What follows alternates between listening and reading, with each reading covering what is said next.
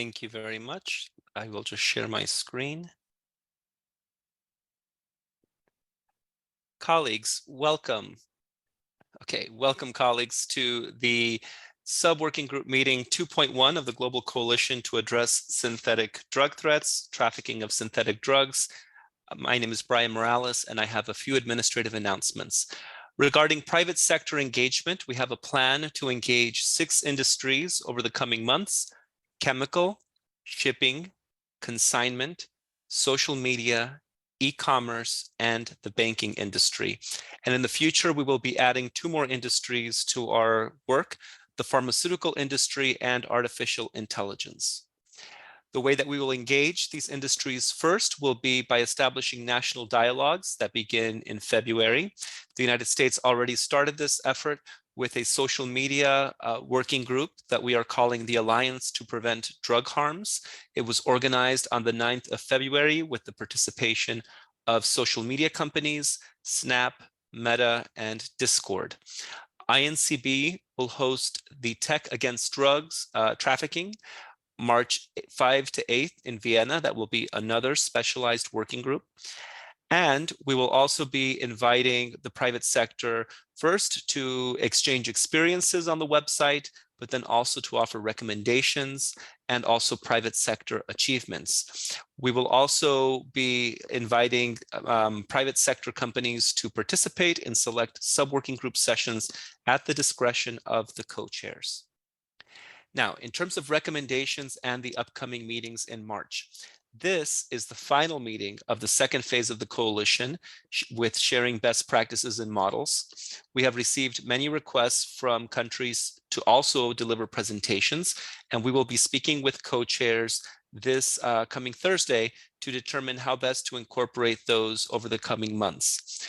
The co-chairs have received a draft list of recommendations.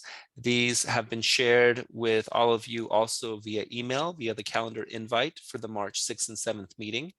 On that day, the recommendations will be finalized and then posted on the website.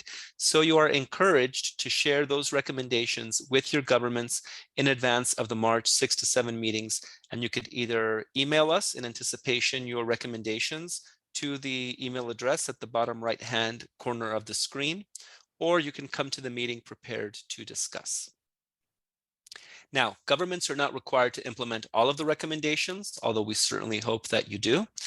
Governments also should know that the recommendations are not an exhaustive list. You can have additional recommendations that aren't submitted formally as well. And if you're not able to submit your recommendations in time for the March 6th to 7th meeting, you may also continue to post them on the website using the interactive feature.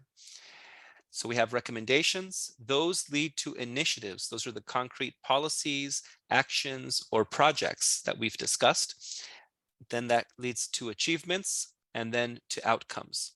An example might be a recommendation to adopt new innovative techniques for drug data collection. And then you have specific initiatives to support that, which could be, for example, the adoption of the web app assist screening tool or wastewater analysis. So what could an achievement look like? You know, that the online assist assessment is conducted in 10 countries, or the training and mentoring of 8 countries is undertaken for wastewater analysis. But then the outcomes that we would be looking for would be, for example, there are new drug trends that are detected as a result of this work, or policy decisions are informed by data in ways that they weren't before. I want to highlight that the initiatives are available on the website, and if you click on those links, it will take you to individual descriptions of those initiatives and then the contact information at the bottom. Please contact directly those international organization partners that are responsible and express interest. Expressing interest doesn't mean automatic participation. It doesn't mean that the resources are available, but it will allow us as a global coalition to then confer with the donor community, with the international organizations, with you all, to see how we can make these projects possible. And with that, I am going to stop sharing my screen.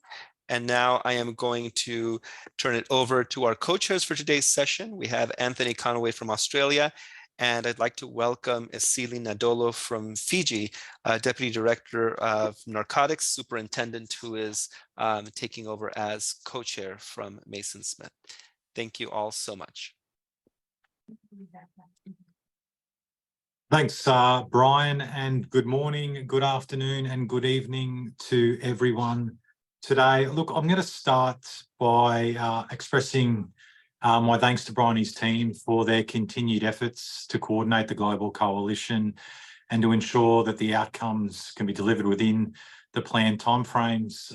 Also, I extend my thanks to Raina Pungs, who's been our international organisation coordinator. Thank you for all the support to date. And Brian, I note and acknowledge that this is the final meeting of the second phase of the coalition. So it's really great what we've all been able to deliver to date. I welcome my new co-chair from Fiji Police, Superintendent Esili Nadolo, who's the Deputy Director of Narcotics, the Narcotics Bureau.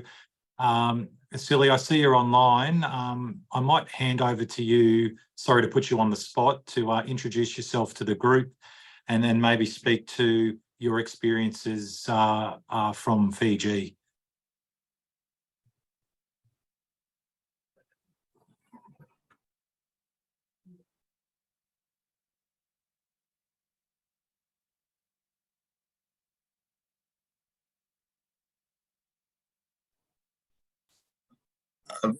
Can you hear me?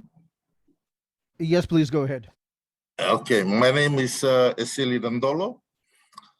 I am with the Fiji Police Narcotics Bureau as a Deputy Director, and I hold the rank of Superintendent of Police. Here in Fiji, we have established this bureau for the last 3 years because of the influx of narcotics into our country. Most of these drugs do come from other parts of the world, and the government we have seen to establish this unit within the Fiji Police Force, and that's why we are here. And our work mostly on the 3D concept is to detect, disrupt, and detect anything that will come our way. We have been working successfully with our partners, with our other stakeholders in combating these drugs. And we hope this platform that we are in will also help us in identifying the precursors and the new psychotropic drugs that might come our way. And I hope that with this platform that we'll exchange ideas and we will engage at this level for the betterment of each and every one of us. So with these few words, once again, thank you very much for having me in this forum. Thank you.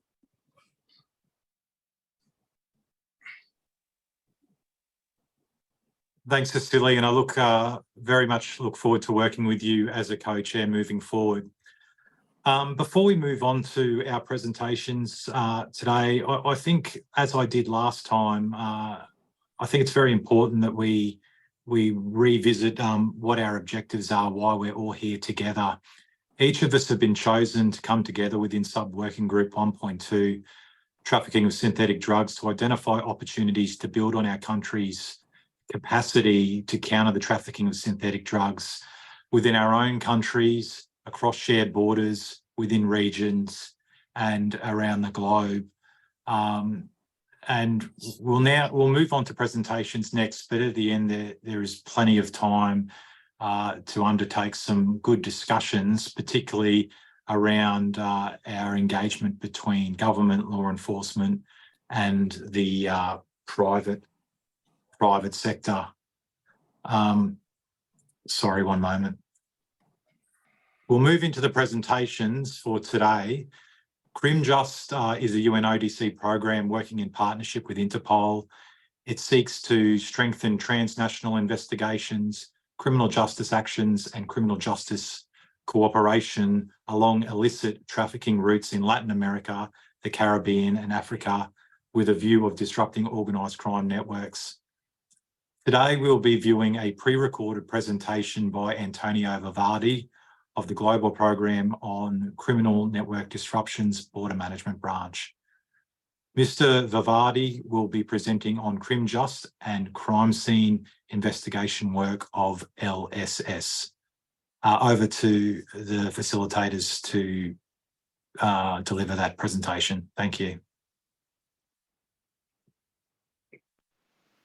Good morning or good afternoon, depending on your time zone. My name is Antonio Valverde. I'm a crime prevention and criminal justice officer in UNODC's Global Program on Criminal Network Disruption, part of the Border Management Branch. I'm deeply grateful to the organizers for inviting us to this significant meeting. Today, I will be presenting some of the UNODC's tools for combating the illicit trafficking of synthetic drugs. Thank you for joining us, and let's get started. Criminal justice professionals face different challenges when dealing with transnational organized crime. Among the most significant challenges is that criminal investigations too often end with the seizure and the arrest of immediate actors. Following a seizure, we have the entire criminal justice system of a country focused for some months or even years in some cases on proving in court that the drugs are indeed drugs, that the truck is a truck, and that the driver of that truck was the one carrying the drugs.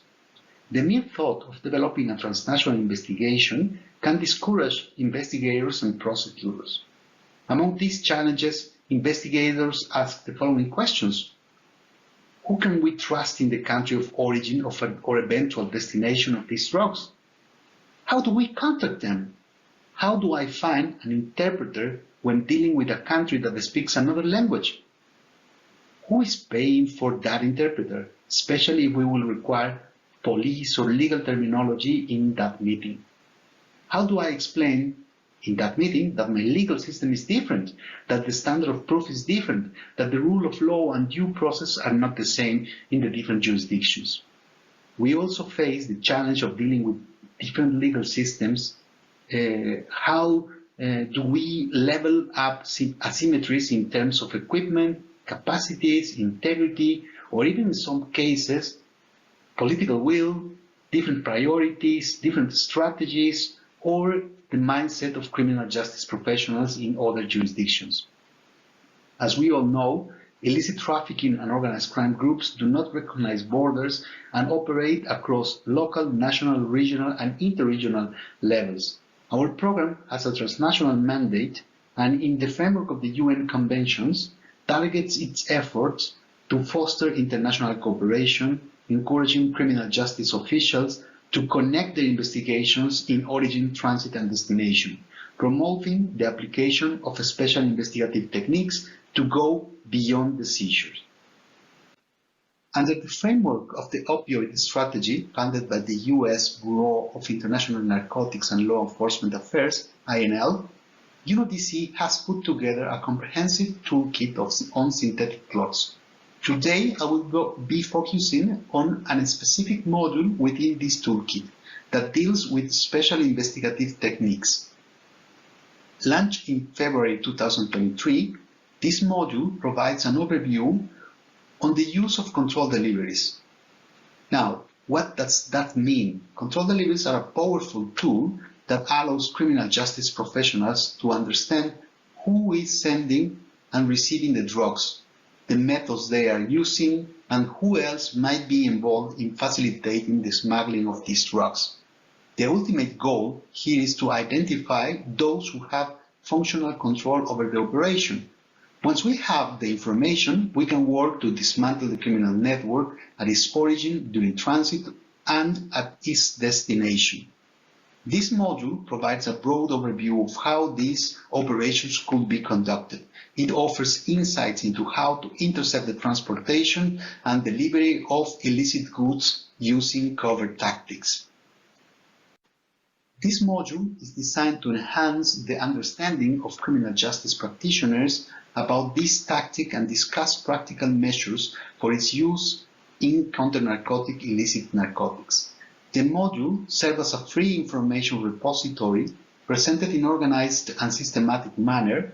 It provides examples and flowcharts on how a controlled delivery could be developed, the possible modalities that could exist, the applicable legal frameworks, and the most common techniques on planning, organization, and execution of this special investigative technique.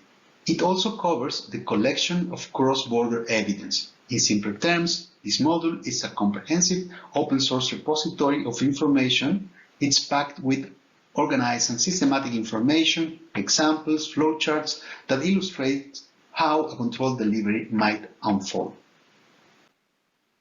Diving deeper, we have also developed a series of documents that are restricted for use only by justice operators. These documents provide more detailed information on the following topics. The first one is a guideline on profiling synthetic opioids in mail parcels. The document provides the technical knowledge and methodology for frontline law enforcement officials to effectively target parcels containing illicit substances. The second document is a guideline for the safe handling of synthetic opioids for law enforcement and customs officers. It complements the profiling guidelines, discussing the risk of exposure to synthetic opioids and offer recommendations to minimize such risk in a variety of operational environments. The third document is a guideline for prosecutors and judges adjudicating synthetic opioid cases. It aims to support judicial officials in presenting evidence and making charging and sentencing determination in synthetic opioid cases. These guidelines have been developed by CrimJust and the Laboratory of Forensic Science Services, LSS of UNODC, and they provide also useful information and useful examples on how to deal with these problems.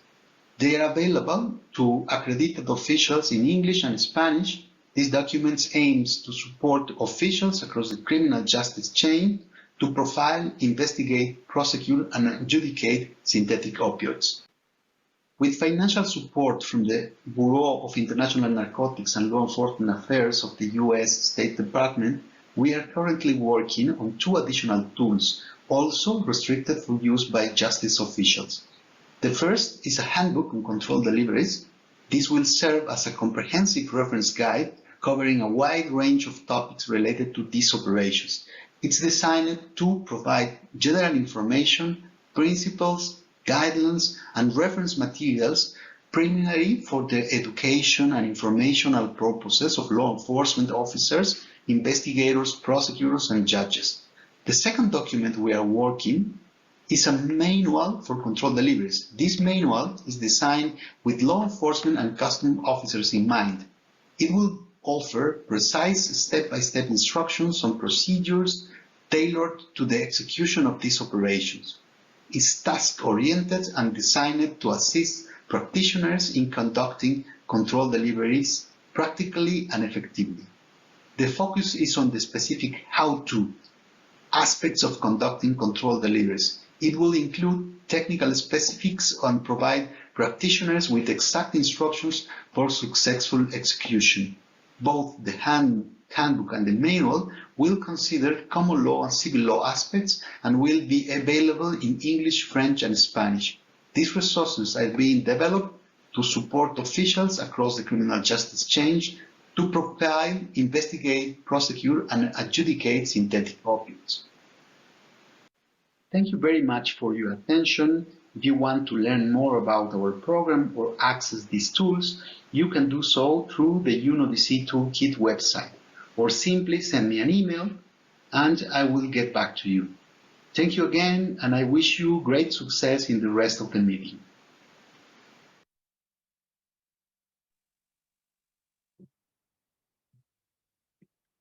A really valuable presentation there from CrimJust.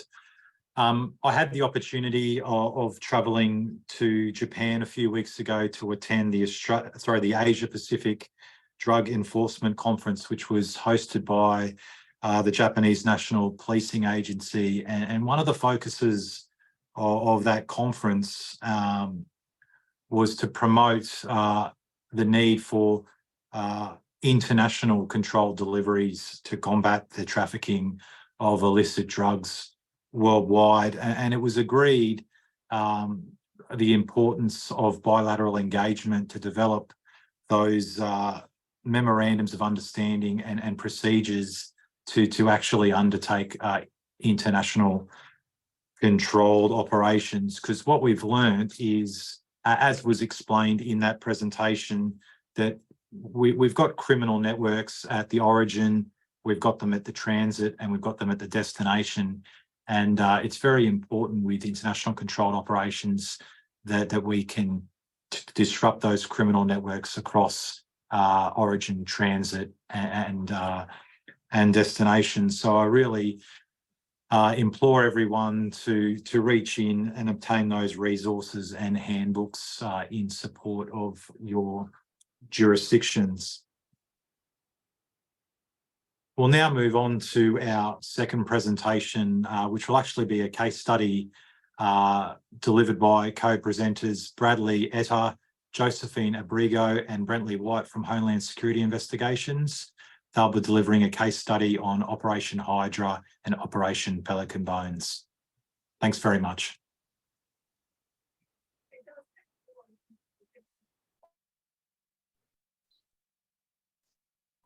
Thank you very much, everyone. This is Brad Etter with HSI here. I'm going to go ahead and share my screen.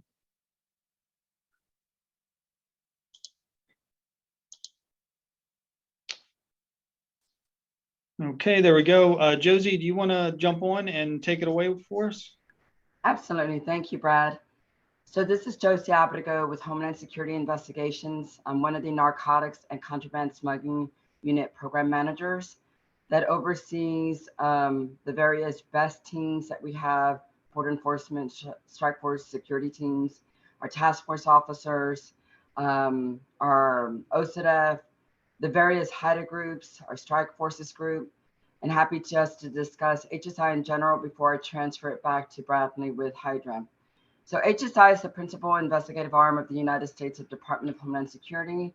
We are responsible for investigating various transnational crimes, cross-border crimes, different threats that exploit our global infrastructure, trade, travel, finance.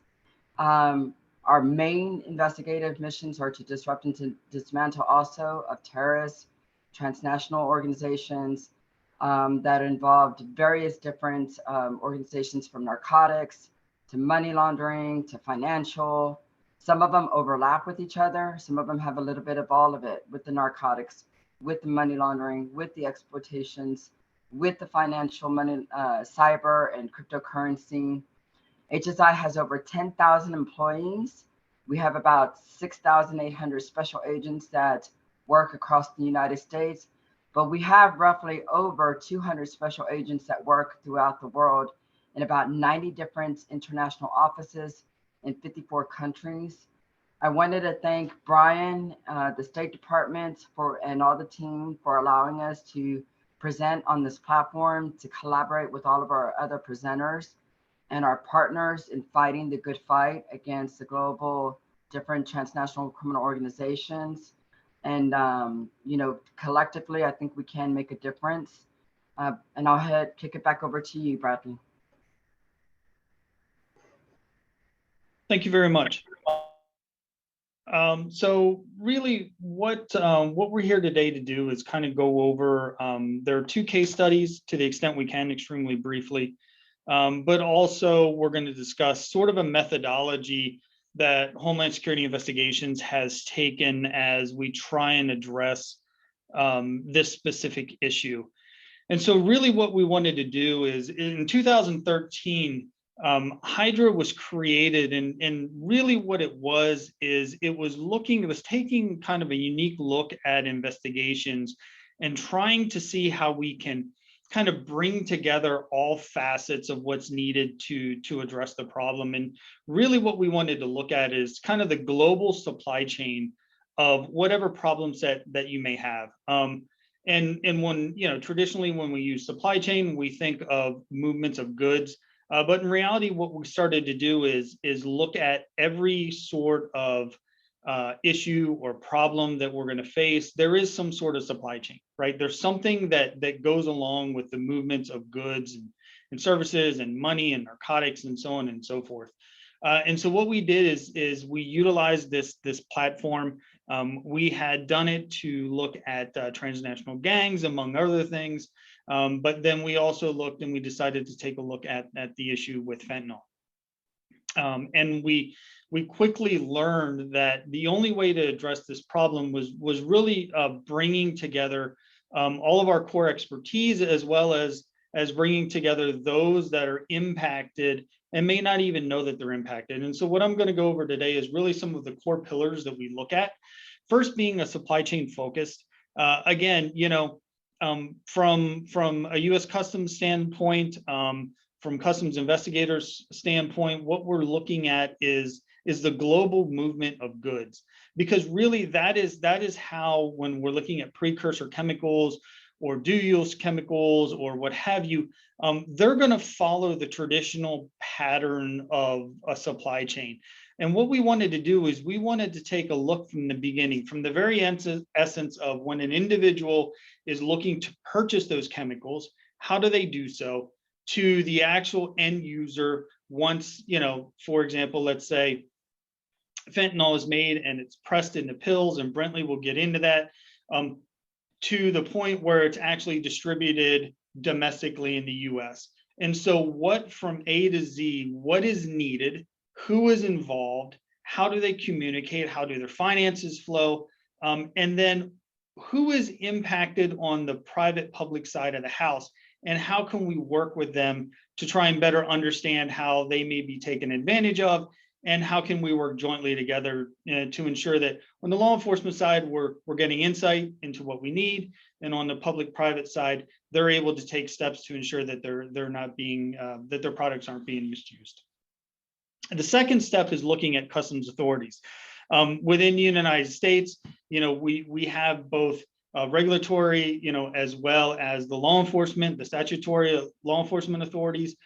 And really, it's making sure that we were able to do both a regulatory side of the house and the law enforcement side of the house, and meshing those two together, and understanding, you know, at what point do we want to go criminal on it, or at what point do we want to just look at some sort of regulatory fine, and what is needed, and how can we utilize both aspects of that. The third part, which is one of the most important parts, is the international footprint and our international partnerships.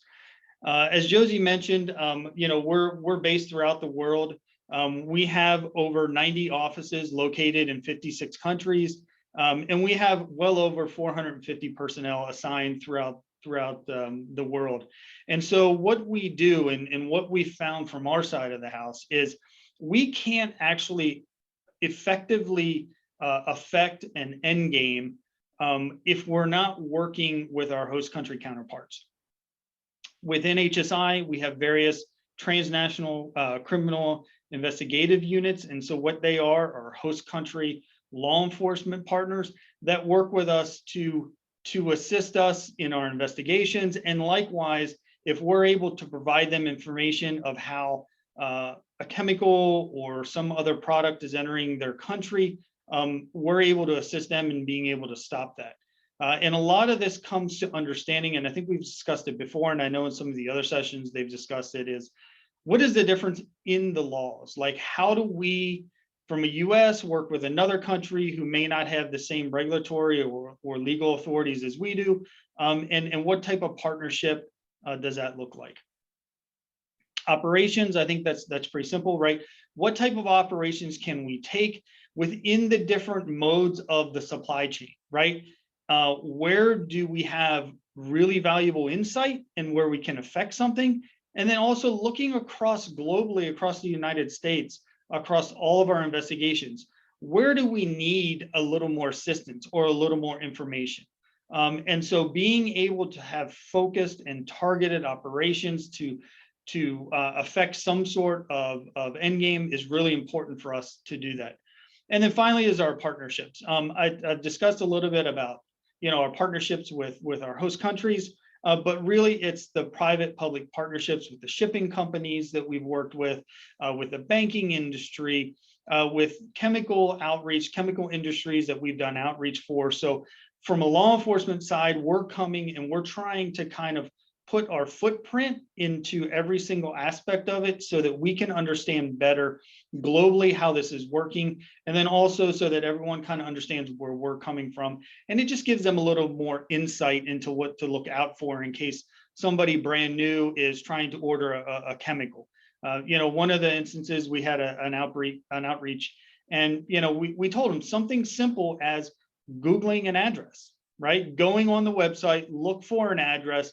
If someone is buying, you know, 10,000 kilos of something, but it goes to a residence and they're the first time purchaser, then you may want to begin to ask that question, right? Know your customer.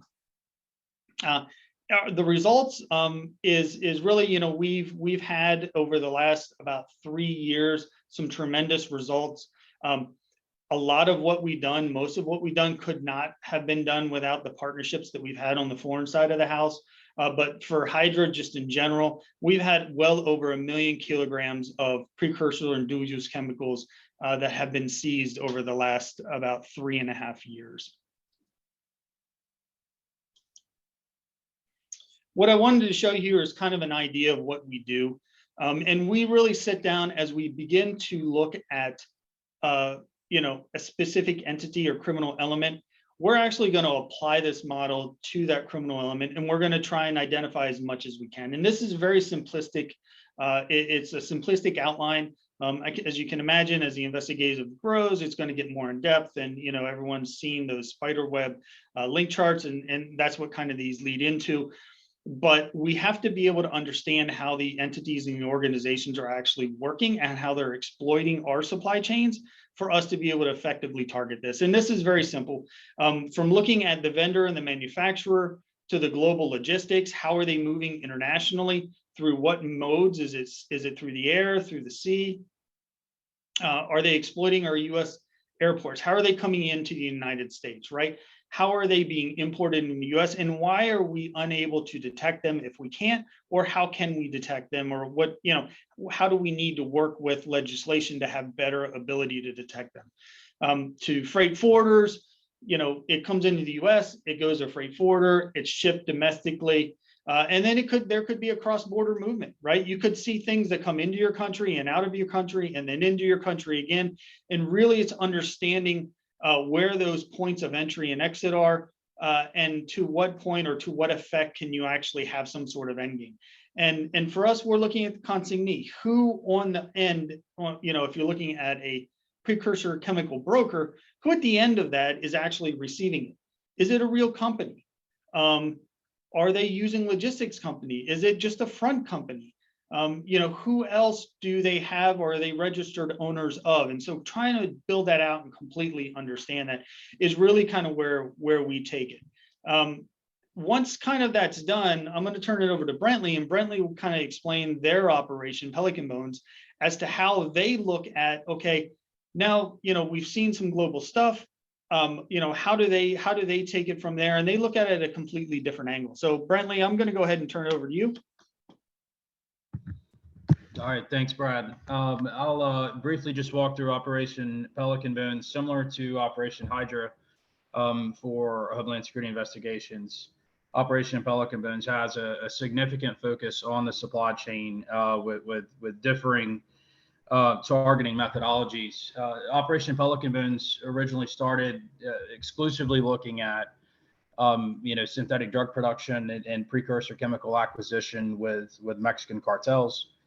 Really, after precursors, chemical seizures, you know, in transit either to Mexico or the United States, you know, seizures of chemicals at clandestine labs, and seizure of controlled synthetic drugs destined for the United States.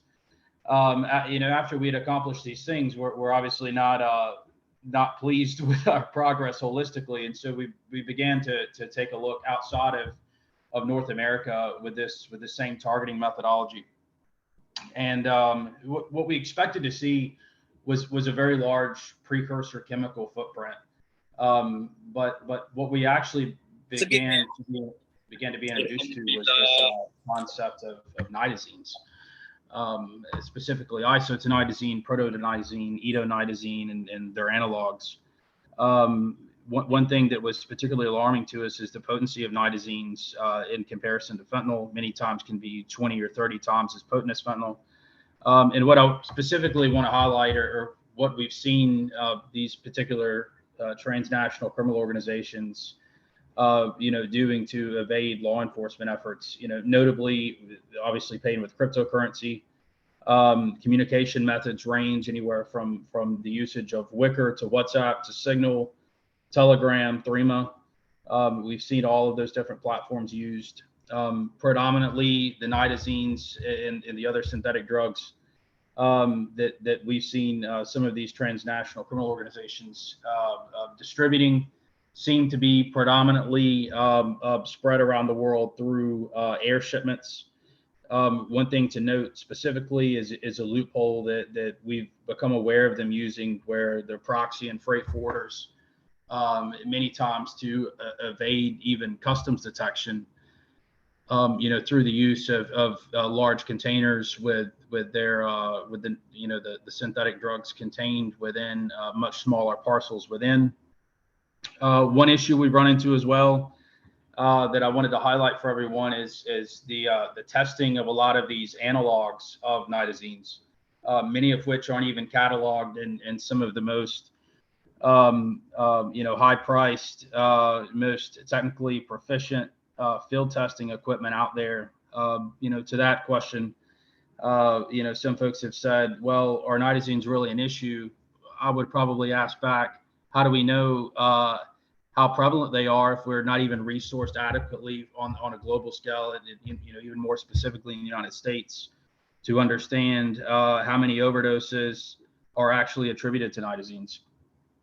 So we're actively working with numerous countries through our HSI international offices to investigate synthetic drug traffickers involved with nitazines and other synthetic drugs.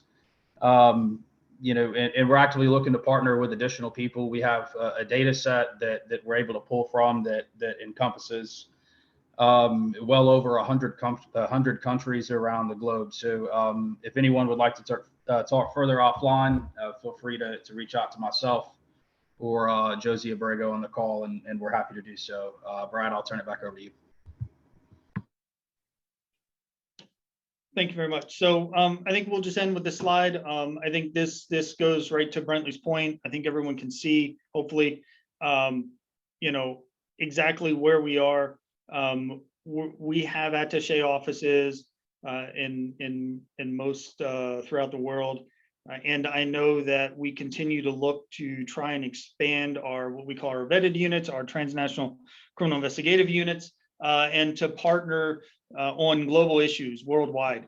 And like Brently said, the ability to share that investigative data through our attaché offices and work jointly can only help facilitate, the flow of information and really try and identify how these organizations are moving globally. So with that, I think we will end the presentation and open it up for questions at the end. Thank you very much.